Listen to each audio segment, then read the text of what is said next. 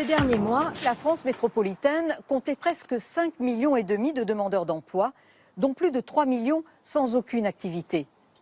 Les chômeurs vont-ils voter? Quel regard portent-ils sur le politique? Que demandent-ils au futur président de la République? À Jouques, le taux de chômage approche les 19%. Mais la commune et les habitants ne baissent pas les bras. Ici, on s'est même lancé un défi, en finir avec le chômage de longue durée. Pascal Férodet était grutier, enchaînant contrats précaires et période de chômage. Salut Pascal. Ça va et toi? Il suit aujourd'hui une formation de tailleur de pierre parmi ces jeunes apprentis.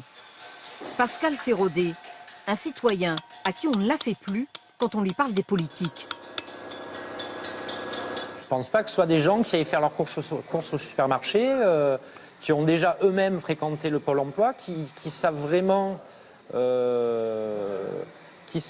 ce qu'est à l'heure actuelle, par exemple, les conditions de travail d'un intérimaire, qui est quand même la plus grosse masse d'emploi en ce moment. Ils ne se rendent pas compte de la pression psychologique, de la peur de perdre son emploi, parce que on est obligé de tout accepter, parce qu'il y a 10 personnes derrière vous. Et ça va, tu as bien fait ton plein. Ouais, je tape droit.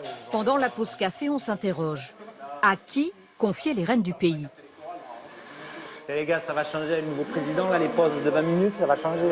Selon qui on a, vous allez plus rigoler, là. Ce serait quoi le portrait idéal du président de la République? Quelqu'un qui dit la vérité. Qui cherche pas forcément la croissance du pays, mais le bien-être de ses habitants, quoi, en premier. Pour moi, ce serait un président idéal, ça.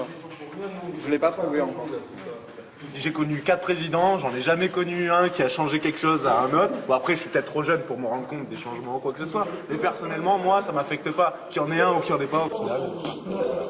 Moi, j'ai l'impression de voter pour une star, quelqu'un du showbiz, quoi. Moi, ça m'intéresse pas, cette vision-là. Vous allez voter? Ou peut-être pas, vous savez pas trop? Oui, j'irai voter, blanc ou pas, après. Ouais, voilà.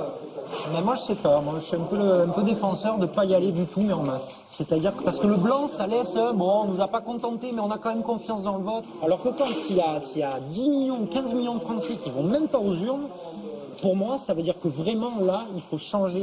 Non, qui se déplacent pas. C'est-à-dire que les Français considèrent que cette élection c'est une mascarade et qu'ils n'y vont pas. À Jouques, on mise sur la solidarité locale. À la mairie, des bénévoles soutiennent les chômeurs en difficulté. Comme Jean-Paul, Manon, Christophe, des demandeurs d'emploi, sceptiques face à certaines propositions de candidats.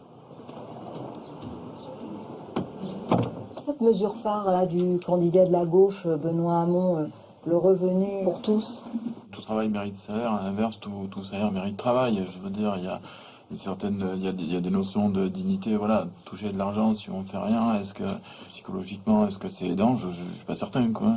Parce que le candidat, lui, il s'appuie en fait sur une raréfaction quasi inévitable du travail, à cause des nouvelles technologies, de la robotisation, d'une croissance molle. Oui, mais enfin aussi, si on croisait des éléphants volants, excusez-moi, mais c'est... Moi, c'est prendre le truc à l'envers. On dit, ah bah oui, il n'y a plus de travail, alors bah surtout ne cherchons pas des stratégies pour trouver autre chose à faire. Et comment on va trouver? Ah bah non, alors donnons de l'argent. Enfin, pour moi, c'est prendre le problème à l'envers, quoi. Mais bon, je m'emballe un peu. Je taille à 3 yeux. Je laisse un œil, 2 yeux, 3 yeux qui vont être... Christian Vincent Sizy, vigneron. Il emploie ponctuellement Hubert Moreau, un habitué des petits contrats. À 60 ans, décrocher un CDI n'a rien d'évident.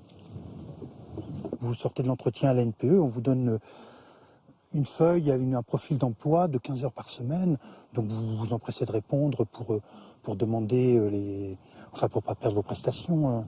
Mais c'est pas une vie, hein, les emplois aidés. Hein.